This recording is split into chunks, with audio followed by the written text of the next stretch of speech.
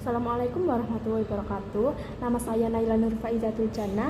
Sini saya akan menjelaskan PPT yang saya buat, yaitu tugas untuk warga negaraan.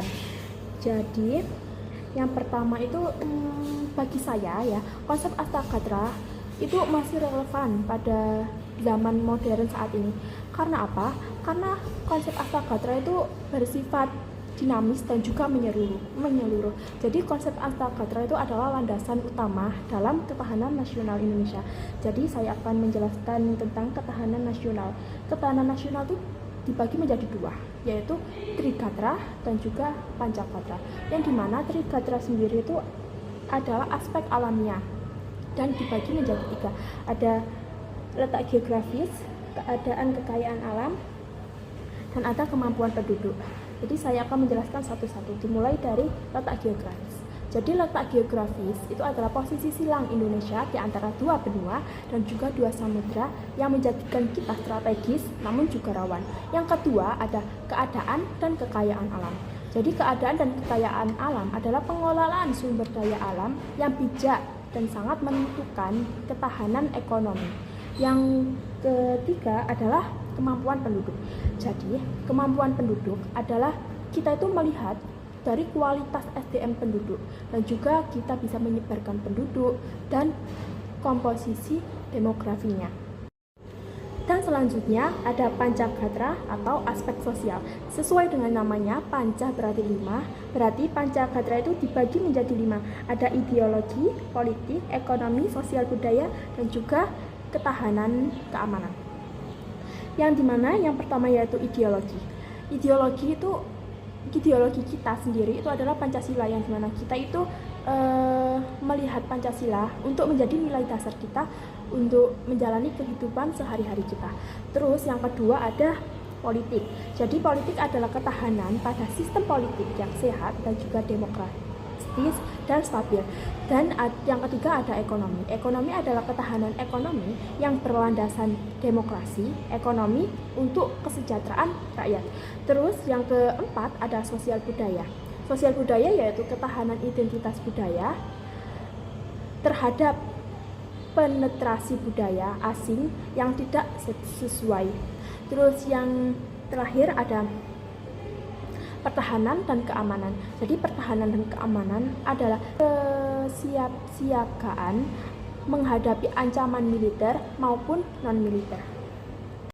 Oke, selanjutnya KPK itu merilis 9 nilai integritas yang bisa mencegah terjadinya tindak korupsi.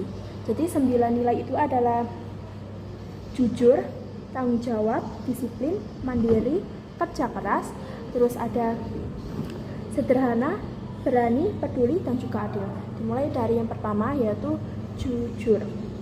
Jujur itu sikap kita yang lurus atau baik hati dan tidak curang dalam melakukan segala hal, dan juga kita bisa ikhlas.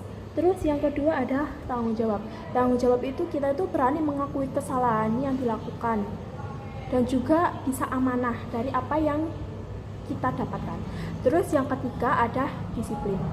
Disiplin itu sikap mental untuk melakukan hal-hal yang seharusnya pada saat yang tepat dan benar-benar menghargai waktu. Terus yang keempat ada mandiri. Jadi mandiri adalah keadaan yang dapat berdiri sendiri tanpa bergantung pada orang lain. Terus yang kelima ada kerja keras. Kerja keras sendiri itu adalah kegiatan yang dikerjakan secara sungguh-sungguh tanpa mengenal lelah atau berhenti sebelum target yang kita capaikan itu tercapai. Terus yang keenam ada sederhana. Jadi sederhana adalah keputusan untuk menjalani hidup yang berfokus pada apa yang benar-benar berarti. Terus yang ketujuh ada berani. Jadi berani adalah hati yang mantap dan rasa percaya diri yang besar atau pantang mundur dan tidak gentar. Terus yang ke-8 ada peduli.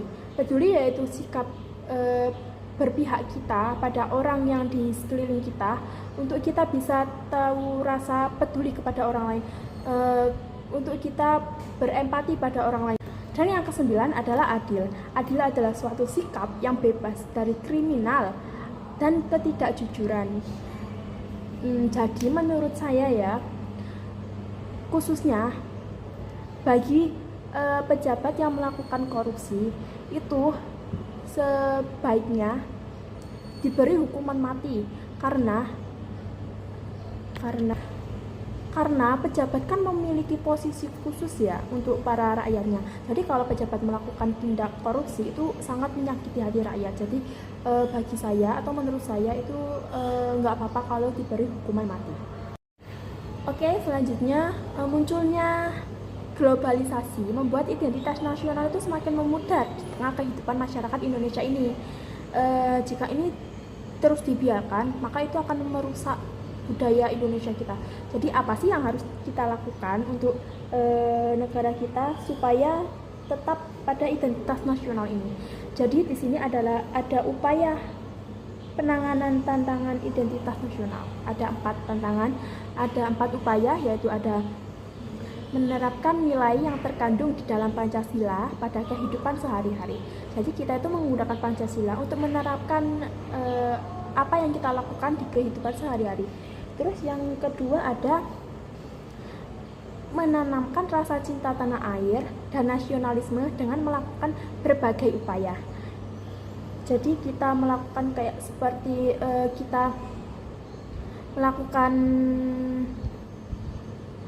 berbagai upaya seperti mempelajari atau melestarikan budaya kita gitu kan. Terus juga kita ikut serta melancarkan kebudayaan itu. Terus yang ketiga ada mengutamakan sikap persatuan dan kesatuan dengan cara mempererat tali silaturahmi. Itu dengan cara kita itu selalu, kalau seperti contohnya kita bertemu orang, kita selalu saling menyapa gitu kan. Jadi kita itu tetap saling menjalin silaturahmi meskipun tidak kenal juga tidak apa-apa kalau masih tetap menyapa.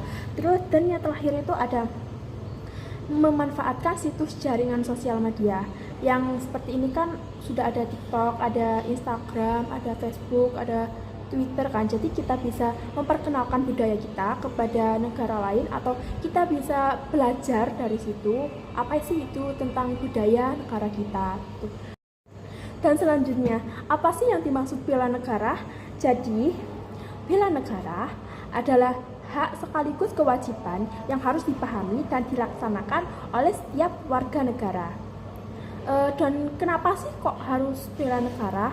Karena bela negara itu mempunyai 3 landasan tertentu, yaitu dimana yang pertama ada landasan ideal, yang kedua ada landasan konstitusional, dan yang ketiga ada landasan operasional.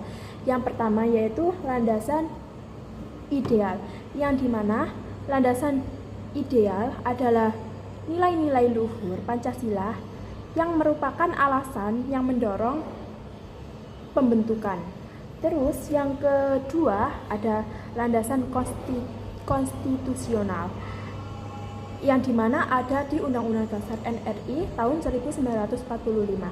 Yang di situ juga dalam pasal 27 ayat 3 yang isinya tiap-tiap warga negara berhak dan wajib ikut serta dalam upaya pembelaan negara.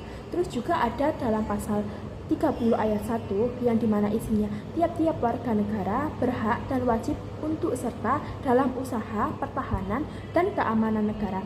Dan yang ketiga juga terdapat dalam pasal 30 ayat 2 yang dimana usaha pertahanan dan keamanan negara itu dilakukan melalui sistem pertahanan dan keamanan rakyat semesta oleh Tentara Nasional Indonesia dan juga Kepolisian Negara Republik Indonesia.